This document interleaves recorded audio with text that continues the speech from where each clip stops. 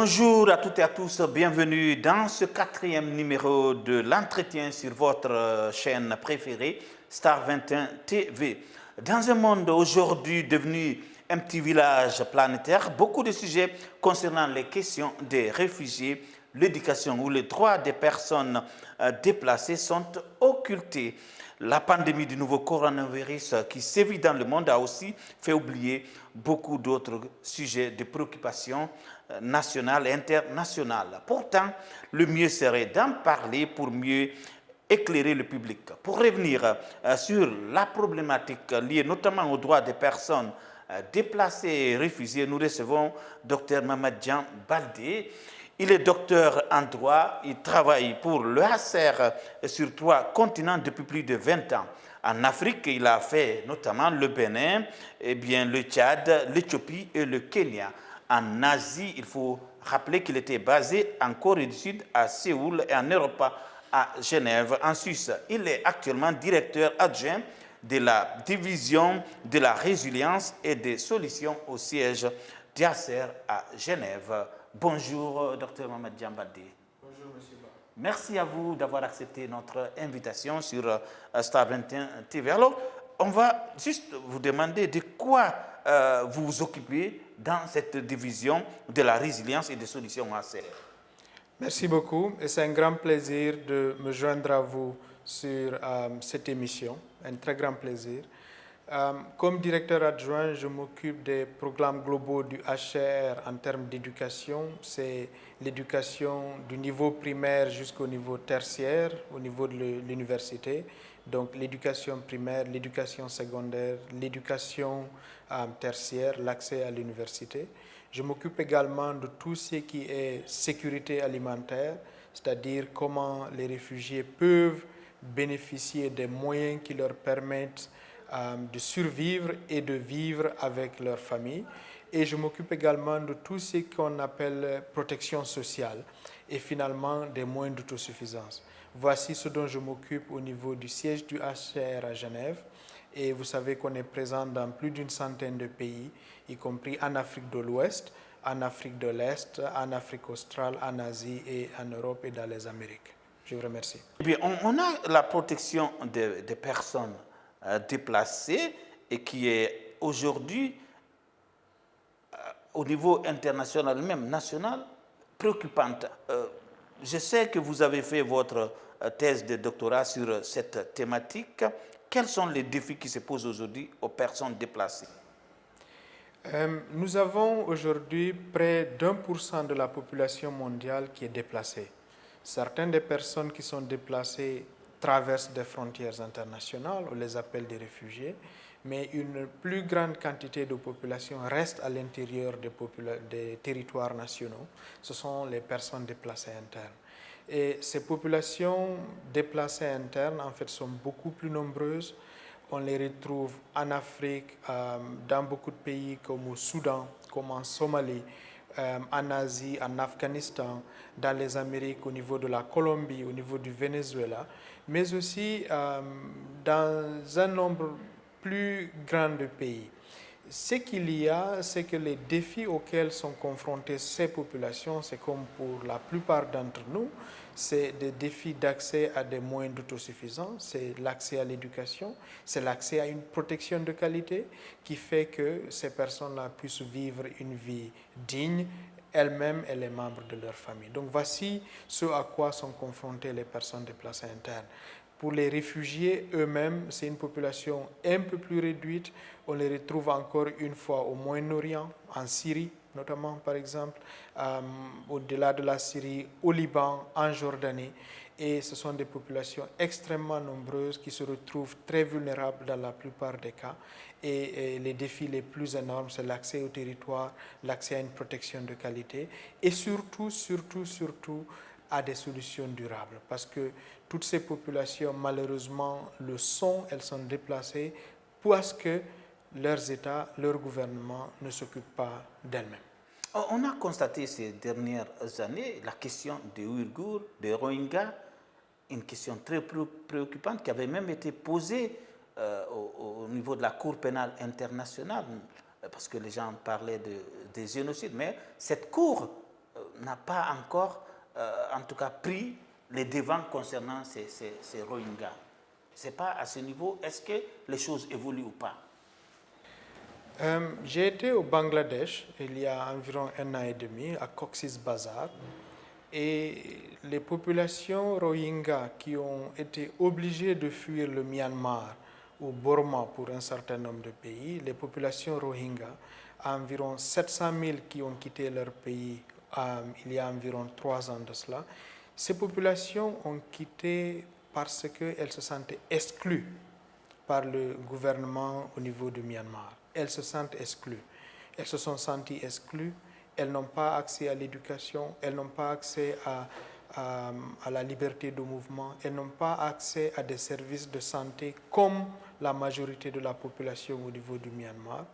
Et puisque ce n'est pas un problème qui date d'il y a 1 an, mais de plusieurs décennies, qui remonte même à la constitution de l'État du Myanmar, ce à quoi on a été confronté ces dernières années, c'est vraiment l'étendue du problème. Donc vous voyez presque 1 million de personnes obligées de quitter nuitamment leur territoire parce qu'il y a eu ces problèmes-là avec l'État du Myanmar, se retrouver du côté du Bangladesh, être accueillis de façon généreuse par l'État du Bangladesh, pas une fois, dans les années 90 aussi ça avait été fait. Alors quand ces populations se retrouvent au niveau du Bangladesh, non seulement elles ont besoin d'avoir accès à des abris, et ce que le gouvernement a pu faire, ce que la communauté internationale a assisté le gouvernement à faire, avoir accès un peu à de l'éducation, mais les problèmes de base qui sont là, ce sont des problèmes d'exclusion, mais pas seulement une petite exclusion, mais c'est une exclusion systématique contre ces populations. Donc ceci a amené un certain nombre de personnes à aller devant la Cour internationale de justice, parce qu'il y a une convention qui date de 1948.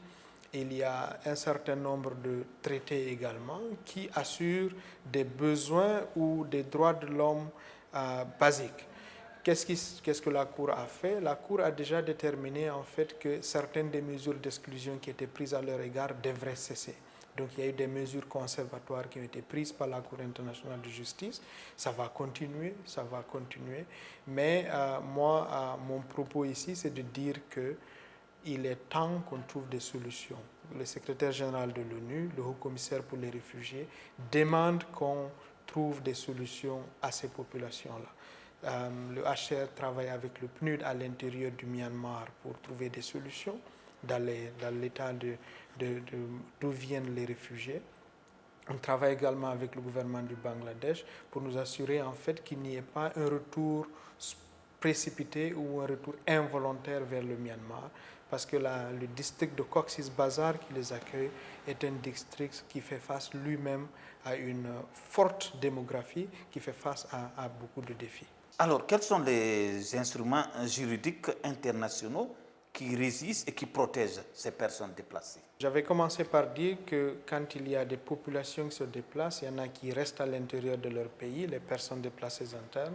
Ces populations-là, en fait, sont régies par des principes directeurs qu'on appelle les principes directeurs pour la protection des personnes déplacées internes. Et ce ne sont pas des principes qui sont contraignants en droit. Par contre, le continent africain, le seul, a mis en place une convention qu'on appelle la convention de Kampala sur la protection des personnes déplacées internes en Afrique. C'est une convention de l'Union africaine qui a été signée, qui a été ratifiée, qui est mise en œuvre. C'est le seul continent, c'est la seule région du monde qui a un instrument obligatoire de protection des personnes déplacées internes. Par contre, quand il s'agit des personnes qui ont quitté leur territoire, qui se retrouvent à l'étranger, les réfugiés, nous avons depuis longtemps, depuis déjà les années 20, des traités, l'institution en fait, le grand-père, diront, pourrait-on dire, du HCR, le bureau du haut-commissaire pour les réfugiés, qui date déjà des années 20. Au moment où nous nous parlons aujourd'hui, nous avons une convention de Genève sur la protection des personnes déplacées, des réfugiés, une convention de Genève de 1951 sur le plan global. Il y a des instruments régionaux. Et parmi ces instruments régionaux, il y a la convention de l'OUA sur la protection des réfugiés en Afrique l'une des conventions les plus généreuses. Donc, les instruments juridiques de protection sont pour les réfugiés au niveau global, la Convention de Genève, et au niveau régional, la Convention de l'OUA. Mais aussi, il y a des directives en Europe et dans d'autres régions du monde. Aujourd'hui, quelle est la situation de ces réfugiés sur le continent africain? C'est une situation assez dramatique dans plusieurs endroits. Beaucoup moins, vous savez qu'on est en Guinée.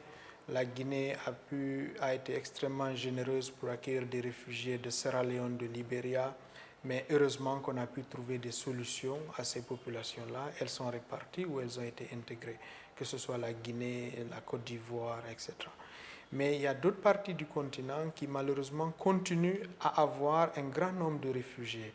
C'est notamment en Afrique de l'Est, une des régions dans lesquelles j'ai travaillé ces dernières années. Au niveau du Kenya, par exemple, vous avez des réfugiés qui viennent de Somalie, des réfugiés qui viennent d'Afrique, du Sud-Soudan, des réfugiés qui viennent du Soudan. En Éthiopie, c'est la même chose. Et vous avez en fait des problèmes d'accès à des territoires. Et la plupart du temps, les réfugiés viennent dans les zones les plus isolées de ces pays-là.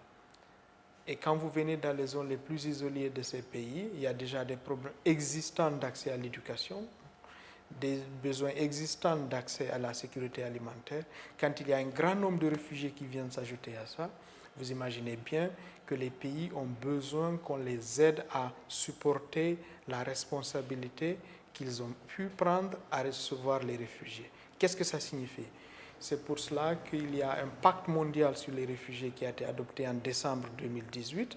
Dans ce pacte mondial sur les réfugiés, on a demandé aux acteurs de développement, notamment la Banque mondiale, de venir en aide à ces pays-là pour non pas simplement s'occuper des réfugiés, mais venir en aide et aux réfugiés et aux populations autochtones qui accueillent les réfugiés.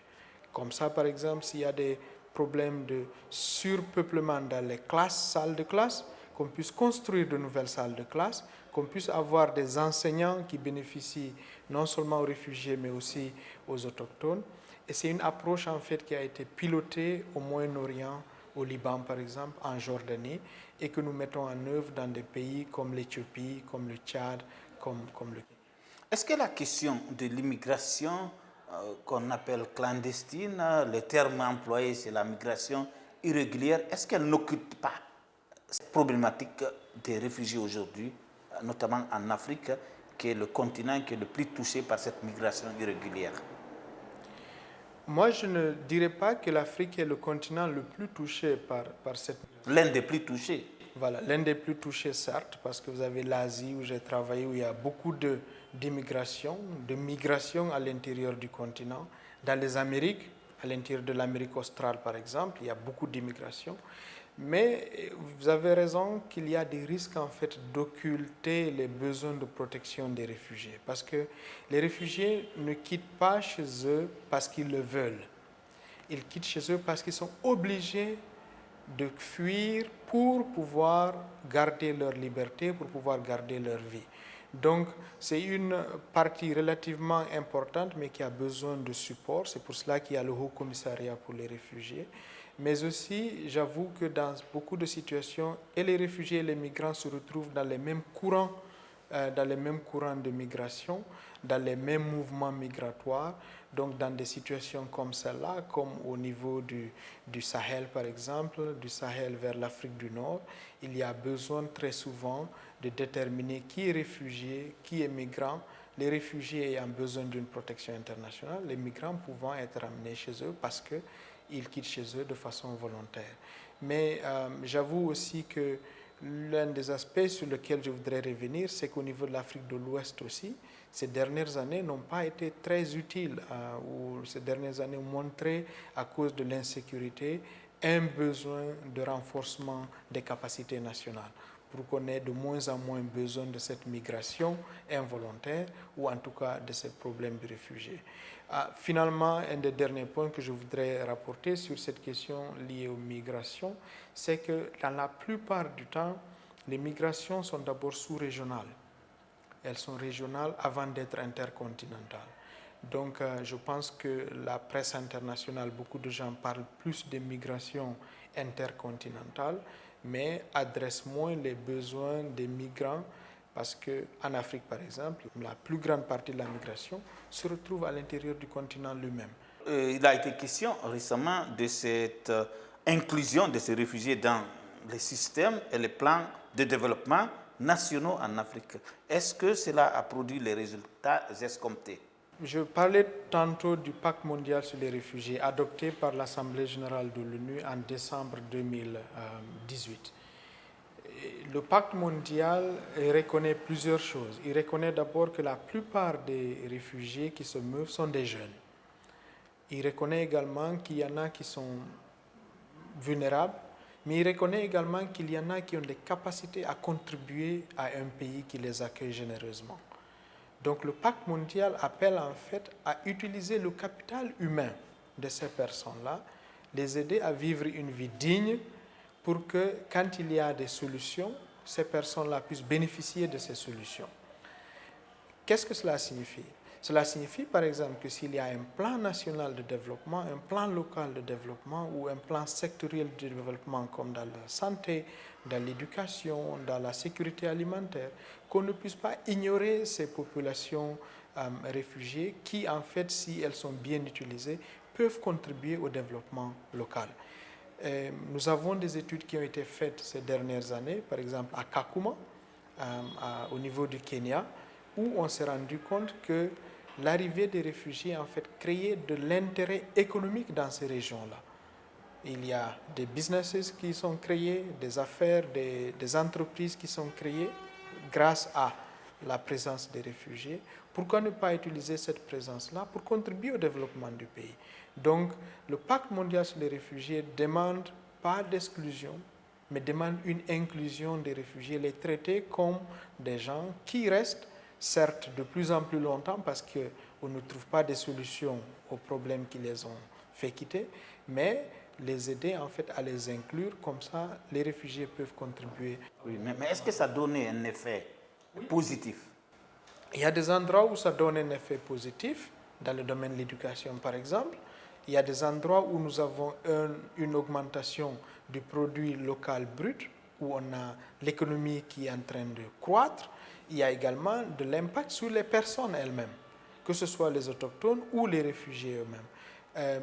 Mais pour certaines de ces mesures-là, parce qu'il y a des pays qui ont commencé il y a longtemps, l'Ouganda par exemple a commencé il y a très longtemps, l'Éthiopie, il n'y a pas très longtemps qu'ils ont commencé à le faire. Donc pour chacun de ces pays, il faut mesurer le progrès au bout d'un an, au bout de 2 ans, au bout de 3 ans. Quand le pacte mondial sur les réfugiés a été adopté par l'Assemblée générale en 2018, on a eu un premier forum mondial sur les réfugiés l'année dernière, en décembre 2019. Le deuxième forum, c'est en décembre 2023. D'ici 2023, je suis persuadé que ce soit les parlements ou les assemblées locales, les communes, les maires des villes, quand ils vont inclure ces réfugiés, leur donner les moyens et ne pas les exclure, les donner les moyens d'avoir accès à des services financiers de qualité, des services éducatifs de qualité, nous sommes persuadés que c'est beaucoup plus bénéfique aux réfugiés eux-mêmes, aux populations autochtones, aux États, que si on les laisse dans des camps de réfugiés où ils sont bénéficiaires uniquement d'un support de la communauté internationale. Alors, quels ont été les effets de la pandémie de Covid-19 sur la gestion de ces réfugiés à travers le monde? Des effets négatifs, globalement négatifs.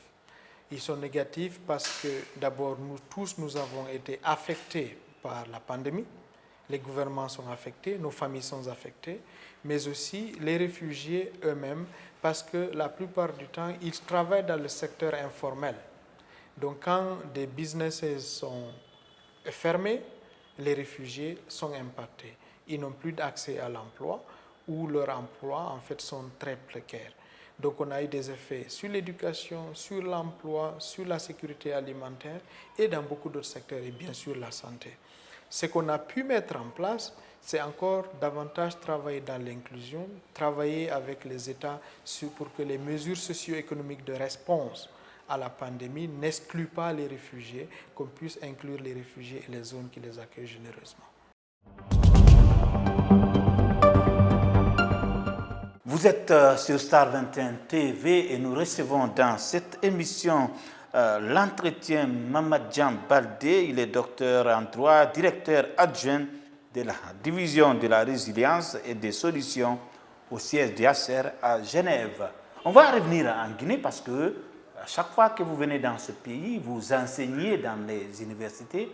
Alors, est-ce qu'il y a toujours cette disponibilité à aller rendre un peu ce que vous avez comme connaissance à ces étudiants? Absolument, absolument. Il y a toujours cette disponibilité qu'il faut continuer. La disponibilité, c'est que nous sommes au service de notre pays qui nous a tout donné. J'essaie de contribuer à mon propre niveau, au niveau de la communauté à laquelle j'appartiens ou de plusieurs communautés auxquelles j'appartiens, plusieurs régions où j'ai étudié. On essaie de contribuer, mais oui, ces contributions-là, cette possibilité de contribuer là. Malheureusement aussi, c'est que je vis à l'étranger, je travaille de l'étranger à l'étranger et on n'a pas toujours beaucoup de temps, très malheureusement, pour se consacrer davantage en fait. Et la situation des réfugiés dans ce pays, il y avait un temps, on parlait de ce retour de ces réfugiés, vous avez évoqué dans les années 2000, on a accueilli la plus grande population de réfugiés, en tout cas à travers le monde. Il était question du retour de ces réfugiés et pas plus que lorsqu'il y a eu la guerre civile en Côte d'Ivoire, il y avait des réfugiés et également ivoiriens en Guinée. Nous avons un bureau à Dakar et un bureau ici qui s'occupe des questions guinéennes et de la Guinée. Pour ma part, je sais que l'afflux de réfugiés des années 90 a été géré. Il y a eu des solutions durables. Beaucoup sont retournés en Sierra Leone et au Libéria. Et il y en a eu beaucoup aussi qui ont été réinstallés aux États-Unis, en Australie, au Canada et dans d'autres pays. Mais les mouvements si récents, heureusement, n'ont pas produit la grande quantité de réfugiés que nous avions, parce que la Guinée, à un moment donné, a accueilli sur 100 personnes qui habitaient en Guinée, 10 personnes étaient des réfugiés. Donc c'est pour vous dire à quel point la proportion était haute, notamment au milieu des années 90.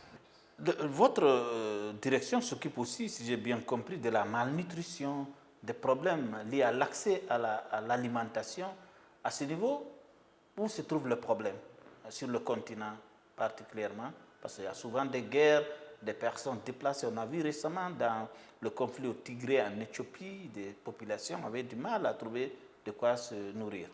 Au début décembre, du 1er au 3 décembre, j'étais au Soudan, à Khartoum, un endroit où j'ai travaillé il y a presque 18 ans, 19 ans. J'ai eu l'occasion d'aller visiter le camp des réfugiés qui a accueilli ceux venus de l'Éthiopie tout récemment. La situation est très dramatique. Encore une fois, je vous disais que les problèmes des réfugiés sont causés par les États et par les conflits à l'intérieur des États, très malheureusement. Il nous faut trouver une solution à ça. Les quelques-uns qui sont arrivés au Soudan, il y en a eu qui ont des besoins en matière de sécurité alimentaire. On y répond. Mais pour ma part, dans ma division, on regarde surtout aussi le moyen et le long terme. Le moyen et le long terme signifient en fait que quand les réfugiés sont accueillis dans un certain nombre de pays, il faut leur donner l'accès au travail, le droit de travailler, le droit d'être entrepreneur, le droit de travailler la terre s'ils sont des agriculteurs ou ils ont accès à de l'agriculture, et des droits en fait à de l'autosuffisance en général. Si ces droits, ces politiques existent, le second problème qui se pose la plupart du temps, c'est du financement, l'accès à de la finance.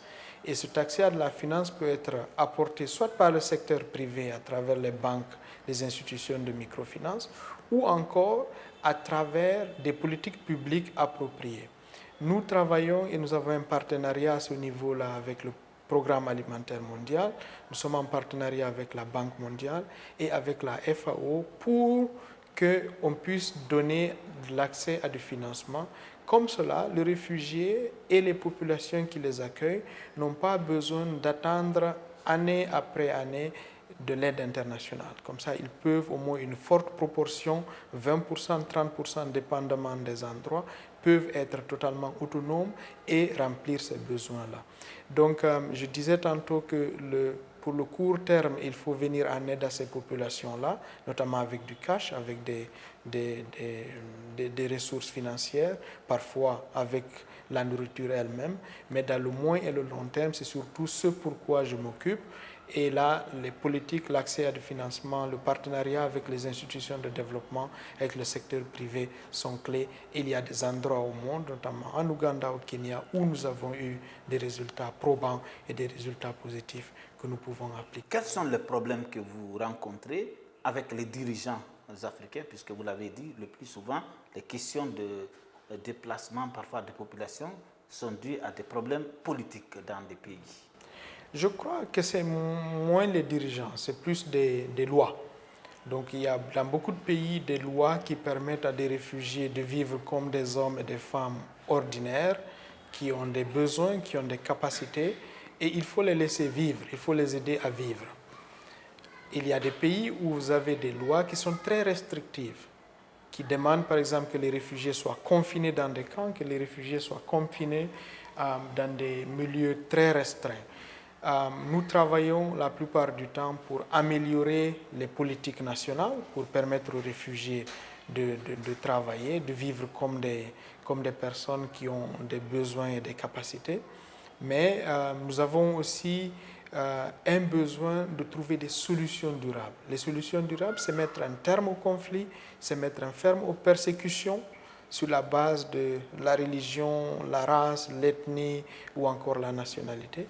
Mais c'est également trouver des moyens qui permettent aux jeunes d'être employés. La plupart des réfugiés sont jeunes. Ils sont jeunes, ils veulent s'occuper d'eux-mêmes, ils veulent vivre une vie normale, ils veulent fonder des familles. C'est comme les réfugiés, c'est comme tout autre jeune. On a l'obligation, je crois, là, je parle plus en tant que fils de cette région-ci, nous avons davantage besoin de politiques qui permettent à ces jeunes-là de pouvoir vivre une vie normale, de pouvoir mettre en œuvre leur propre capital humain. Monsieur Mamadjan Baldé, directeur de la résilience et des solutions ACR, un mot pour conclure. Nous sommes au terme de cette émission, l'entretien sur Star 21 TV. Tout d'abord, c'est juste vous remercier et pour cette opportunité. Les réfugiés, comme on a dit, sont des personnes comme vous et moi qui avons besoin de support, mais c'est également des personnes qui ont les mêmes défis que la plupart des jeunes de notre continent. Nous devons tous nous engager, qu'on travaille dans le secteur public, dans le secteur privé pour pouvoir les soutenir, mais également, j'avoue, de trouver des solutions durables. Moi-même, je travaille dans le domaine des solutions durables et je sais que si nous avons des politiques d'exclusion en fonction de la race, la religion, l'ethnie, la nationalité ou autre, nous allons continuer à produire des réfugiés et il est temps que l'on arrête à en produire. Il est temps que les quelques-uns qui sont là comme réfugiés puissent bénéficier d'éducation. L'éducation tertiaire, par exemple, universitaire, ce n'est que 3 réfugiés sur 100 qui sont éligibles pour accéder à l'éducation à l'université qui ont accès à ça.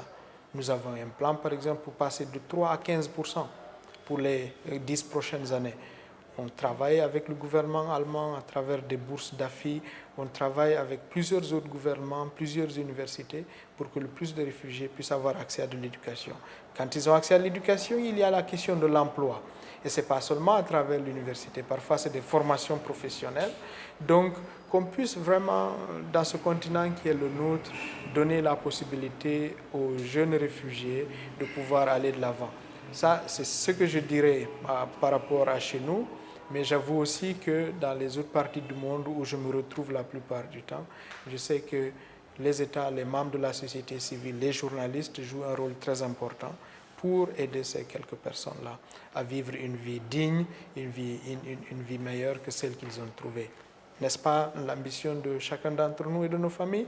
Vivre dignement, s'occuper de nous-mêmes, s'occuper de nos familles et faire mieux que ce qu'on a trouvé chez nous. Ouais. Vivre dignement, faire mieux, s'occuper de nos familles. Il faudrait donc que les États à travers le monde cessent de produire des réfugiés. C'est ce que recommande Mamadjan Baldé. Il est docteur en droit. Il est actuellement directeur adjoint de la division de la résilience et des solutions aussi de ACR à Genève. C'était notre invité dans l'émission Entretien sur Star 21 TV. Ainsi prend fin cet entretien. Nous vous donnons rendez-vous les prochains jours pour un autre numéro. Restez sur Star 21 TV, la télé du 21e siècle.